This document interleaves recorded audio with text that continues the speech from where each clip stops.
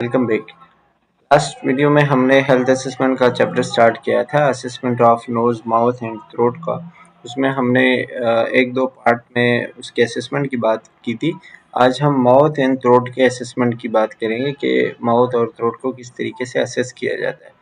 सबसे पहले अगर हम माउथ की बात करें तो यहाँ पे लिखा हुआ है कि जब आप माउथ की असेसमेंट करेंगे तो सबसे पहले आप पेशेंट के लिप्स को देखोगे, ठीक है। Assess inspect the patients lips, फिर नोटिंग एनी लंप और सरफेस एबनॉर्मेलिटीज। लंप यानी कि आप उसके ऊपर देखोगे कोई दाने से कोई मसला, कोई मास, कोई इस तरह का सरफेस में कोई एबनॉर्मेलिटी तो नहीं है, ठीक है। फिर इसी तरह then using a tongue blade और a bright light inspect the mouth. फिर हम कोई टंग ब्लेड लेते हैं। टंग ब्लेड जो है वो जैसे एक चीज होती है, ठीक है, जैसे मैं आपको दिखा देता हूँ यहाँ पे। हाँ, ये जो है ना, ये इस तरह की चीजें होती हैं, इसको कहते हैं टंग ब्लेड।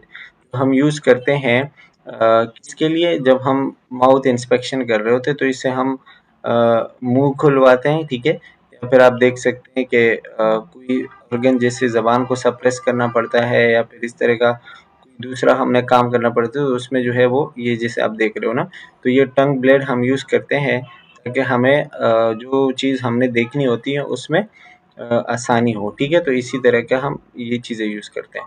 अच्छा, फिर टंग ब्लेड के बाद जैसे कि आप इसमें ब्राइट लाइट, वो ज़ाहिर है आप लाइट यूज़ करोगे ताकि आपको चीज़ें प्रॉपर्ली नज़र आए। Have the patient open his mouth then place tongue blade on the top of the tongue. वही बात कि आपने मरीज को जो है उसका जो है मुंह ओपन करवाना है और उसके टंग के ऊपर आपने उसे टंग ब्लेड रखना है। जब आप टंग ब्लेड रखोगे तो फिर आपको चीज़ें वाज़ेह नज़र आएगी, ठीक है। फिर उसमें आपने क्या करना है, ऑब्जर्व द जिंजिवा। जिंजिवा या गम्स यानी कि जो मसोड़े होते हैं, ठीक है, वो गम्स, ठीक है, दोनों का एक ही नाम है। तो उनको आप ऑब्जर्व करोगे कि उसमें कोई स्वेलिंग नहीं है, कोई ब्लीडिंग नहीं हो रही, कहीं कहीं कहीं उसमें जो है पस जमा हो जाता है कि ऐसी चीज़ें ना हो। इसी तरह आप दांत इंस्पेक्ट द टीथ, ठीक है, note their number, condition and whether they are missing or crowded. मतलब उसमें हम देखेंगे ना दांत के सारे ठीक है, कहीं दांत टूटे हुए नहीं है, या अगर टूटे हुए हैं तो वो किसी ऑर्गन को डैमेज नहीं कर रहे हैं, जैसे कि ज़बान को ख़राब कर रहे हैं या फिर जो म्यूकस मेम्ब्रेन है उसको ख़राब कर रहे हैं। उसका नंबर यानी कि तादाद कितनी है, एक जगह पे अक्सर ज़्यादा हो जाते हैं, कहीं पे वो डिस्प्लेस हो जाते हैं, टेढ़े हो जाते हैं, ठीक है। तो ये सारी चीज़ें जो है वो हम नोट करेंगे। इसी तरह if the patient is wearing dentures और ask him to remove them so you can inspect the gums underneath. Dentures वो होते हैं ना, जैसे कि जो नकली दांत वगैरह होते हैं जो अक्सर ओल्ड एज के लोगों में लगा देते हैं। जैसे अगर मैं आपको दिखाऊं तो ये होता है ना, जो जो लोग मतलब ओल्ड एज के लोगों में लगाते हैं। तो अक्सर ये होता है कि कुछ मरीजों ने ये लगाए होते हैं, तो अगर हम उनके माउथ असेसमेंट करेंगे तो हम उनसे ये चीज़ें रिमूव करवाएंगे ताकि हम प्रॉपर्ली वो सारी चीज़ें जो है वो देख सकें और उनका जो है प्रॉपर्ली मैनेजमेंट कर सकें, ठीक है। ताकि वो उसके नीचे जो गम्स है, जो अगर उसमें कोई इन्फेक्शन हो, कोई मसला हो तो उसको हम देख सकें। फिर हम जो है वो टंग को इंस्पेक्ट करते हैं और ओरोफेरिंक्स यानी अंदर की तरफ जो माउथ होता है, ठीक है, ओरल कैविटी या फेरेंक्स की तरफ, उसको हम देखते हैं। अच्छा, टंग को कैसे वो करोगे, ask the patient to raise the tip of the tongue and touch her plate directly. मतलब ये कि हम उसके ऊपर की तरफ जो टंग है, ठीक है, उसका टंग ऊपर की तरफ करवाते हैं और नीचे जो टंग के नीचे का एरिया होता है उसको देखते हैं, ठीक है। इसी तरह inspect the ventral surface of the tongue and floor of the mouth. जो वेंट्रल सरफेस होता है, जैसे एक फ्रंटल होता है एक वेंट्रल होता है। वेंट्रल जो जबान के नीचे वाला हिस्सा, जैसे ये वाला हिस्सा है ना, जबान के नीचे का जो हिस्सा होता है इसको हम देखते हैं। इसी तरह जो उसके नीचे मतलब माउथ का जो फ्लोर होता है उसको देखते हैं, ठीक है।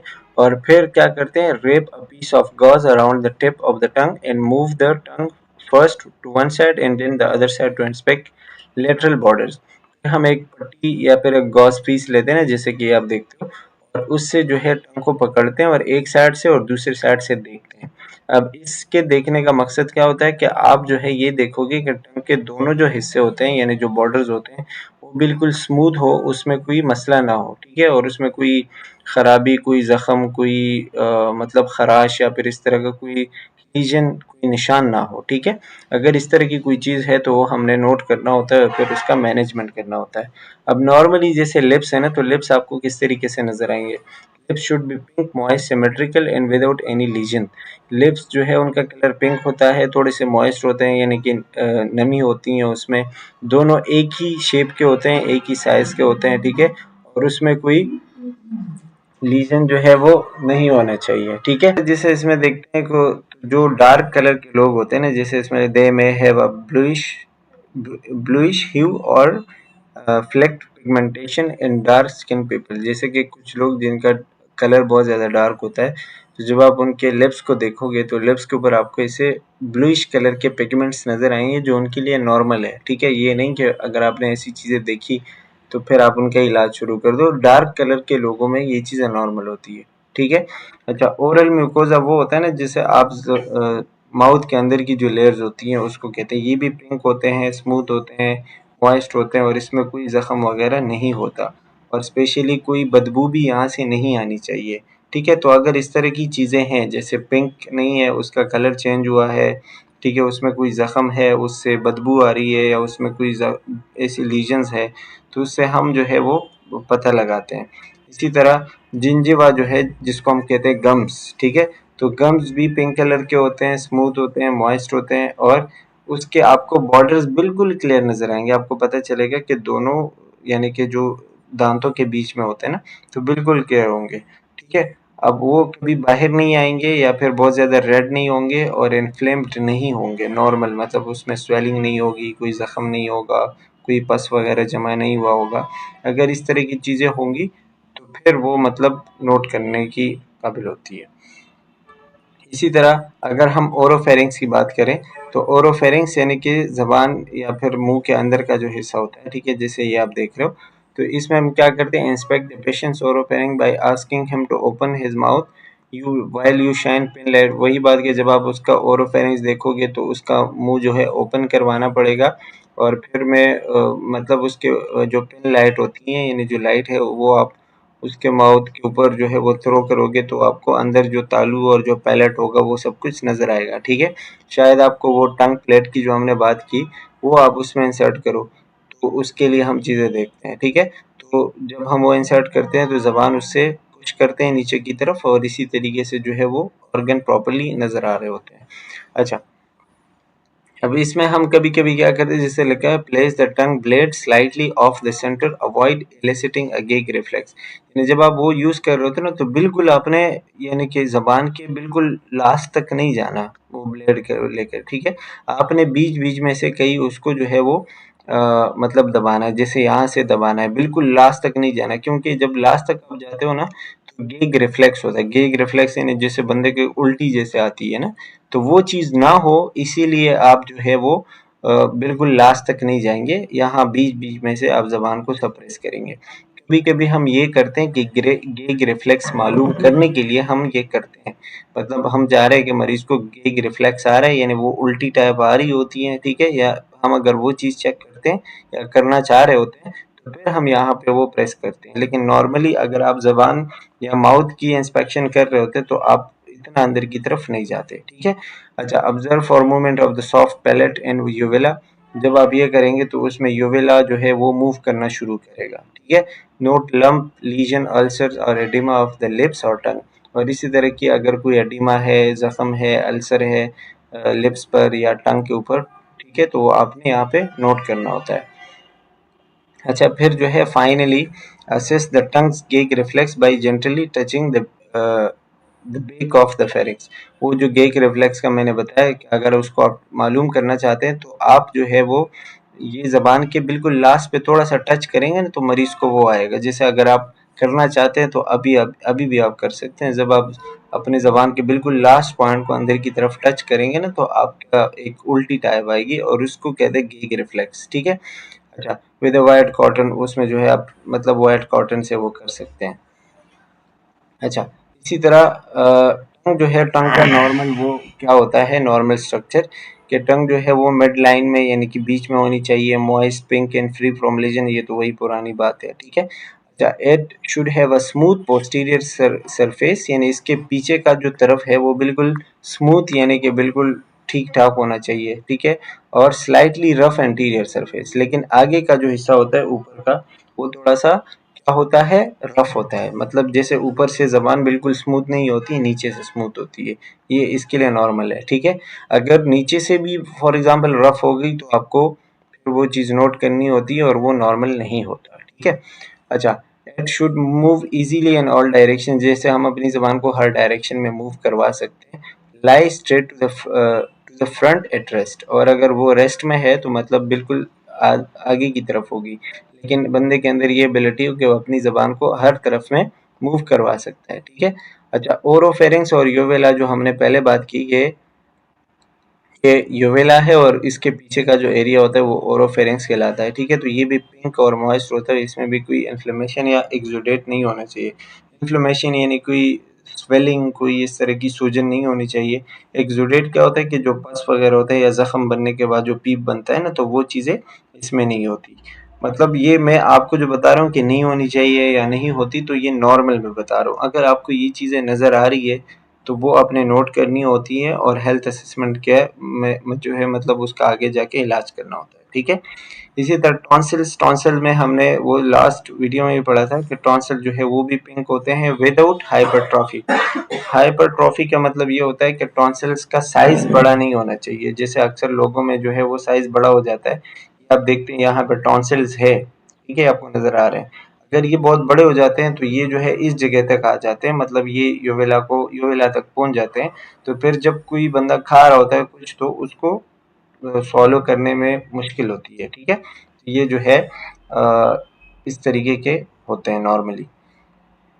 अच्छा, आगे जब आप नेक की जो है वो इंस्पेक्शन करते हैं या नेक की बात करते हैं, तो नेक में जो है वो हमने क्या करना है, observe the patient's neck, it should be symmetrical on the skin, it should be intact, not any scar, no visible pulsation, masses, swelling, venous distension in thyroid gland, और वो जो लिखे हुए ना कि जब आप मरीज के नेक को देखोगे तो वो दोनों साइड से बिल्कुल इक्वल होनी चाहिए, मतलब दोनों साइड से आपको एक जैसी नजर आनी चाहिए, ठीक है?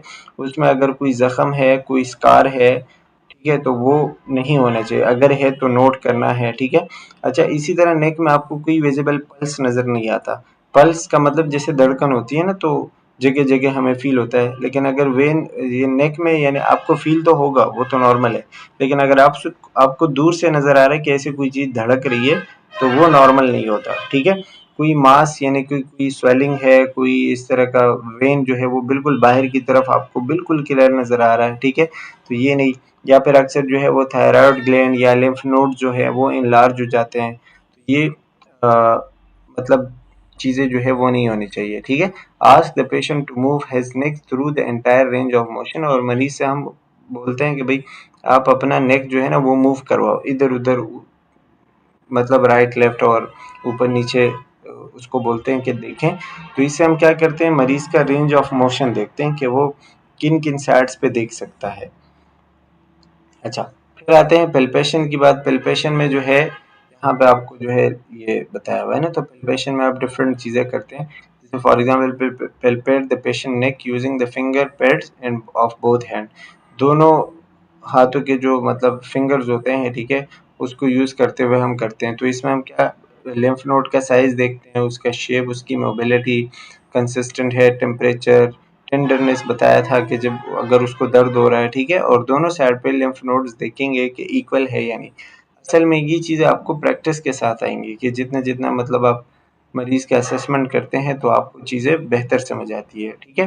अच्छा, ये लिम्फ नोड का जो बताया है ना, तो इसमें आपको प्री ऑरिकुलर यानी कि लिम्फ नोड जगह जगह होते हैं हमारे नेक के अंदर ना, तो ये जो आपको बताया है तो उसमें से 3 मोस्ट कॉमन है, जैसे प्री ऑरिकुलर जो कानों के आगे होते हैं, सब मैंडिबुलर जो ये मैंडिबल के नीचे होते हैं, और सुप्रा क्लेविकुलर जो है ये जो क्लेविकल बोन होता है ना, जो जो मतलब जिसको आप ब्यूटी बोन भी कहते हो, या फिर जो शोल्डर की बोन है, ठीक है, इसके ऊपर होता है, इसको कहते हैं सुप्रा क्लेविकुलर। जगह जगह आपको इस तरह के क्या कहते हैं कि डिफरेंट लिम्फ नोड्स मिलते हैं, ठीक है, तो ये आपसे पूछ सकते हैं। वैसे इतने सारे तो नहीं पूछेंगे, लेकिन जो जो चीज़ें इसमें इम्पोर्टेंट है ना, जैसे कि pre auricular in the front of the years, ठीक है, कानों के पीछे, पोस्ट ऑरिकुलर कानों के पीछे, ठीक है, एक आगे एक पीछे, अच्छा, ऑक्सीपिटल जो है वो at the base of the skull, मतलब स्कल जहाँ पे ख़त्म हो रहा होता है ना वहाँ पे।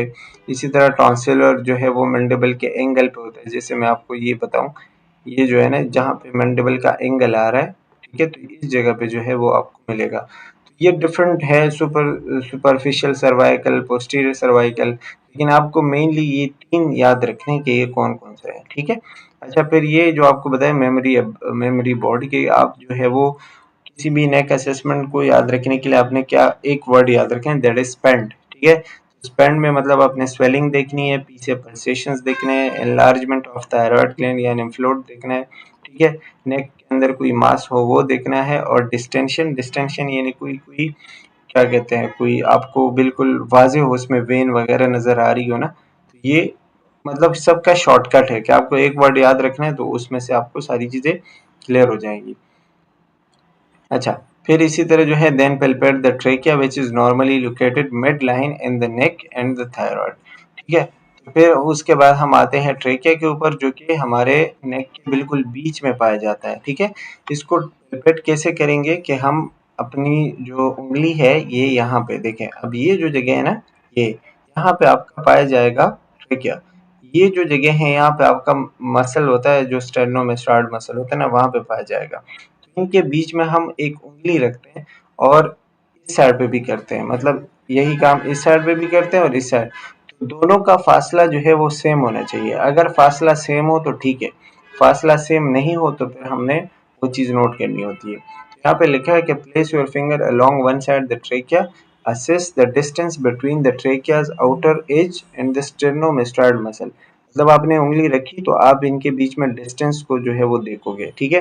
फिर यही चीज़ आप दूसरे साइड पे भी अप्लाई करोगे और दोनों का डिस्टेंस जो है वो कंपेयर करोगे कि यहाँ पे कितना डिस्टेंस आया था और यहाँ पे कितना है। अगर दोनों ठीक है, सेम है, ठीक है, ठीक है, they should be the same, यानी दोनों का सेम होना ज़रूरी है, ठीक है। इसी तरह अगर हम थायराइड की पैल्पेशन की बात करें, ठीक है, तो थायराइड को कैसे पैल्पेट करते हैं? To palpate the thyroid, stand behind the patient and put your hands around his neck। यानी आप पेशेंट के पीछे जाएंगे, पीछे की तरफ उसके खड़े होंगे और अपने हाथ जो है उसके गले के इर्द गिर्द यहाँ पे लगाएं, जैसे ये आप देखते हैं ना, ठीक है। अच्छा, फिर आप क्या करेंगे, ask him to swallow as you feel the thyroid isthmus। जैसे हम कोई चीज़ निगलते हैं ना, उसको बोलेंगे कि भाई निगलो, पानी देंगे या फिर सलाइवा वगैरह वो निकलता है, तो यहाँ पे आपको कोई चीज़ ऐसे मूव होती हुई फील होगी यहाँ पे, ठीक है। और वो थायराइड होगा या थायराइड का इस्तेमस होगा, ठीक है। Display the thyroid to the right and to the left, palpating both lobes for enlargement। यानी इसके जो लेफ्ट और राइट साइड पे जो थायराइड होंगे तो उसके लोब्स अगर बढ़े हुए हैं, अक्सर जैसे ग्वाइटर होता है ना, तो वो बढ़ जाता है।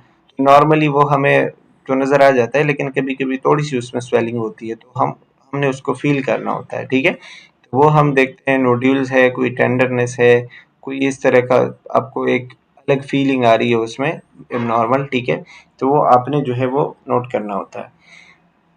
इसी तरह lowering the patient's chin slightly and turning toward the side, you palpating help relax the muscle and may facilitate assessment.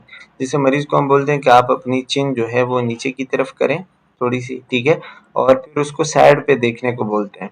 तो इससे क्या होता है कि जो थायराइड होता है और चीज़ें होती हैं उसको इजीली असेस हम कर सकते हैं, ठीक है। अब यहाँ पे जैसे कि आप देखते हैं जो पेपर पे लिखा हुआ है, जैसे आपको अगर लगे कि थायराइड जो है वो इनलार्ज है तो उसके क्या तरीका होता है कि आप लिखेंगे thyroid found to be enlarge on palpation, ठीक है। जैसे कि वो थायराइड इनलार्ज हो गया है, आपने उसमें ब्रूट हर्ट, ब्रूट जो है एक आवाज़ होती है ना, डिफरेंट साउंड्स होते हैं, तो उसमें आपने जैसे वो देख लिया, ठीक है।